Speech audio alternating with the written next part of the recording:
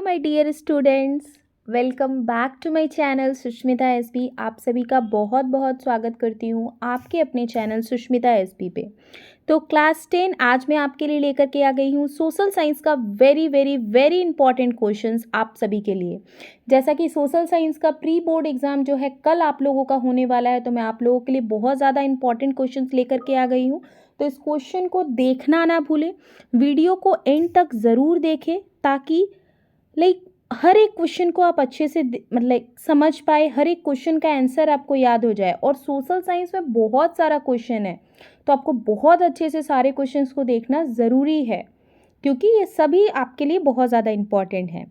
तो वीडियो को स्टार्ट करने से पहले यही कहूँगी कि जिन्होंने चैनल को अभी तक सब्सक्राइब नहीं किया है वो जल्दी से मेरे चैनल को सब्सक्राइब करें। अगर आपको वीडियो पसंद आ रही है तो लाइक करना ना भूलें एंड अपने दोस्तों के बीच ज़्यादा से ज़्यादा शेयर करें। तो आइए बढ़ते हैं फर्स्ट क्वेश्चन की तरफ। फर्स्ट क्वेश्चन देख लेते हैं क्या है। रबी फसलों को किस ऋतु में बोया जाता है? रबी फसल जो है, मैंने आप लोगों को इसके पहले के भी वीडियो में बताया है। इसके पहले अगर मैंने ऑब्जेक्टिव क्वेश्चन का एक वीडियो और अपलोड किया है, अगर आप लोगों ने नहीं देखा है तो आप जा कर के ज़रूर देखें उस वीडियो को। रबी फसल खरीफ फसल से रिलेटेड क्वेश्चन आते ही आते हैं, तो ये वेरी इंपॉर्टेंट क्वेश्चन है। तो अभी देख लीजिए ये क्या क्वेश्चन है। रबी फसलों को किस ऋतु में बोया जाता है? कौन सा ऐसा मंथ है, कौन सा ऐसा ऋतु है जब रबी फसल बोया जाता है? तो यहाँ ऑप्शन है ग्रीष्म ऋतु, शीत ऋतु, वर्षा ऋतु या उपरोक्त सभी। तो यहाँ पे करेक्ट आंसर क्या हो जाएगा? शीत ऋतु। रबी फसल को कब बोया जाता है? शीत ऋतु में बोया जाता है। बढ़ते हैं नेक्स्ट क्वेश्चन की तरफ। नेक्स्ट क्वेश्चन क्या है देख लेते हैं। निकोबारी कबूतर किस जातियों की श्रेणी में आता है? निकोबारी जो कबूतर है वो कौन सी जातियों की श्रेणी में आता है? यहाँ पे ऑप्शन है सामान्य जातियाँ, सेकंड है दुर्लभ जातियाँ, थर्ड है स्थानिक जातियाँ और डी है आपका लुप्त जातियाँ। तो यहाँ पे करेक्ट आंसर हो जाएगा स्थानिक जातियाँ। निकोबार कबूतर जो है वो स्थानिक जातियों की श्रेणी में आता है।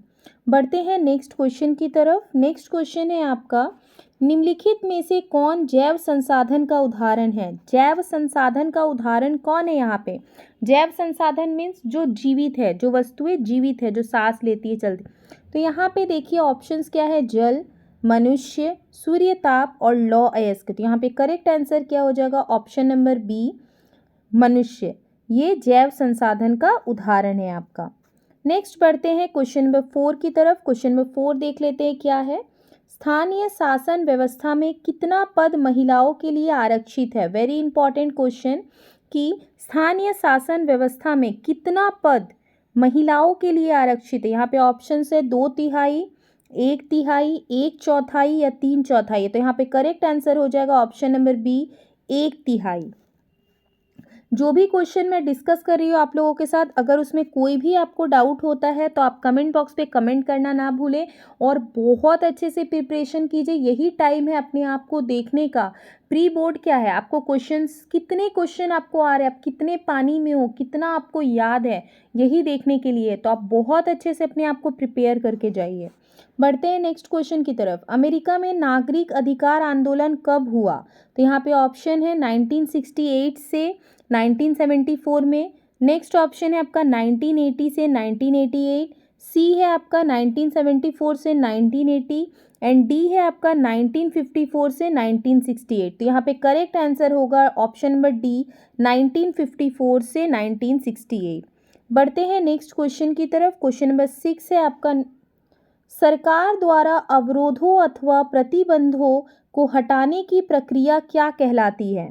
सरकार द्वारा जो अवरोध है और जो प्रतिबंध है उसको हटाने की प्रक्रिया क्या कहलाती है? यहाँ पे ऑप्शंस है ए वैश्वीकरण, बी है निजीकरण, सी है उदारीकरण और डी है राष्ट्रवाद। यहाँ पे करेक्ट आंसर क्या हो जाएगा? ऑप्शन नंबर सी, उदारीकरण। नेक्स्ट बढ़ते हैं क्वेश्चन नंबर 7 की तरफ। क्वेश्चन नंबर 7 क्या है देख लीजिए।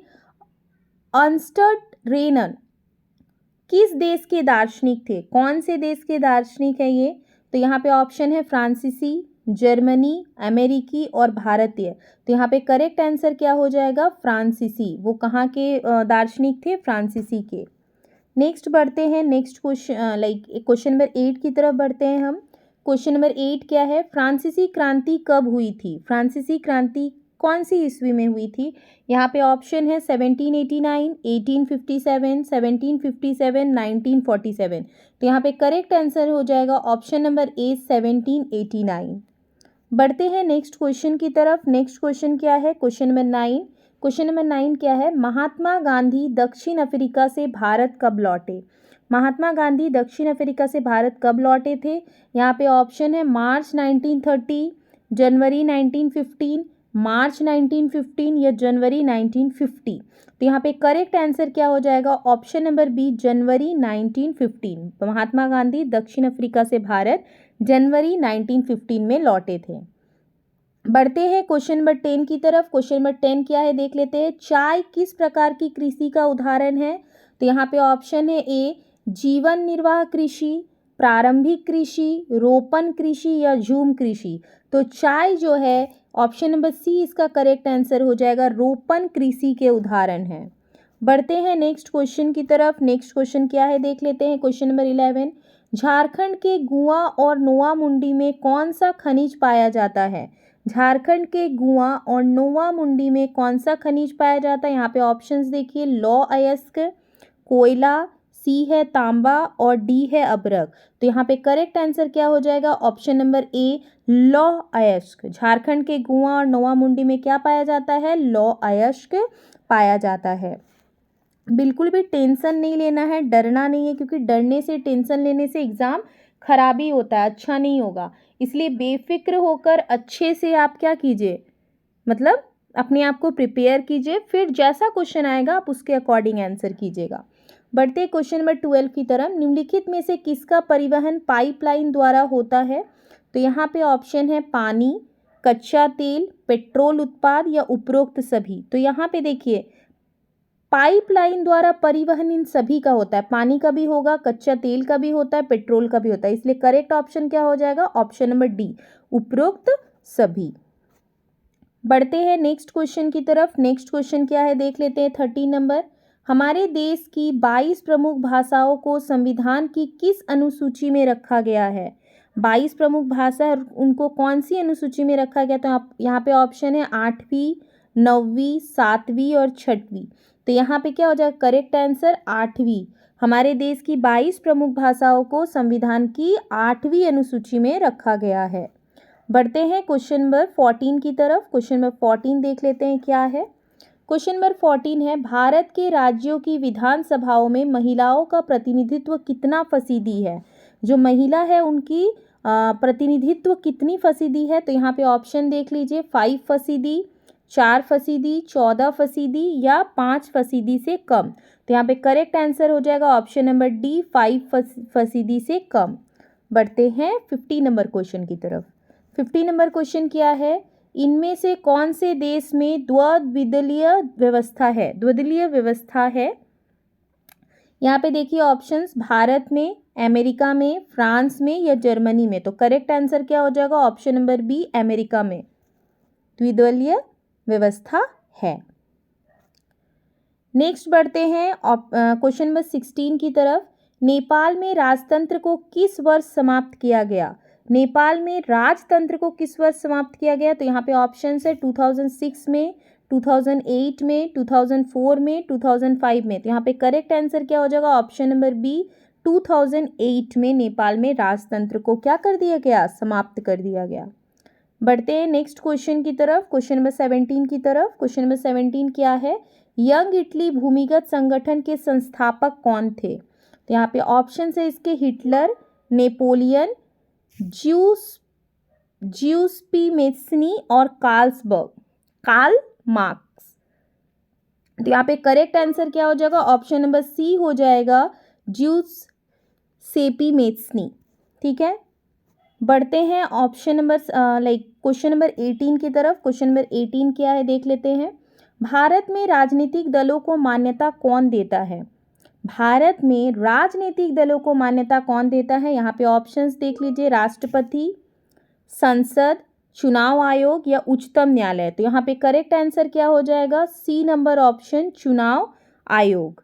बढ़ते हैं नेक्स्ट क्वेश्चन 19 नंबर की तरफ। जो भी क्वेश्चन है ना बहुत बहुत इंपॉर्टेंट है बच्चे आप लोगों के लिए, मतलब जो भी मेरे स्टूडेंट्स हैं, जो मेरे वीडियो को फॉलो करते हैं, देख रहे हैं, जो पहली बार आ रहे हैं, सभी के लिए बोल रही हूँ कि बहुत ज़्यादा इम्पॉर्टेंट है, तो बहुत अच्छे से इनको कीजिए। नर्मदा बचाओ आंदोलन का नेतृत्व किसने किया था? मेधा पाटेकर, वृंदा करात, महात्मा गांधी, इनमें से कोई नहीं। तो यहाँ पे करेक्ट आंसर हो जाएगा ऑप्शन नंबर ए, मेधा पाटेकर। उन्होंने नर्मदा बचाओ आंदोलन का नेतृत्व किया था। बढ़ते हैं क्वेश्चन नंबर 20 की तरफ। क्वेश्चन नंबर 20 क्या है? भारत में जैव विविधता को कम करने वाले कारक कौन हैं? यहाँ पे ऑप्शन ए है वन्य जीव के आवास का विनाश, बी है वन्य जीव को मारना या शिकार करना, सी है पर्यावरणीय प्रदूषण एवं दावानल, और डी है उपरोक्त सभी। जैव विविधता को कम करने का कारक क्या है? तो ये सभी जैव विविधता को कम करने के कारक हैं। तो यहाँ पे करेक्ट आंसर हो जाएगा उपरोक्त सभी। तो ये जो 20 क्वेश्चन आप लोगों के साथ मैंने शेयर किया, ये क्वेश्चन आपके लिए बहुत बहुत इंपॉर्टेंट है। बहुत अच्छे से इन क्वेश्चन को एकदम माइंड में फिट कर लीजिए।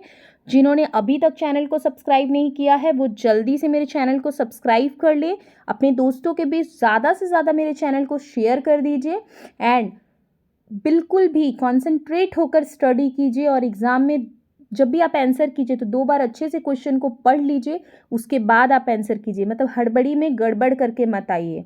यही टाइम है अपने आप को देखने का कि आपको कितना आता है, कौन सी चीज़ ऐसी है जिसमें आप कमी है, जो आपको अभी भी इम्प्रूव करने की ज़रूरत है। तो मिलते हैं नेक्स्ट वीडियो में।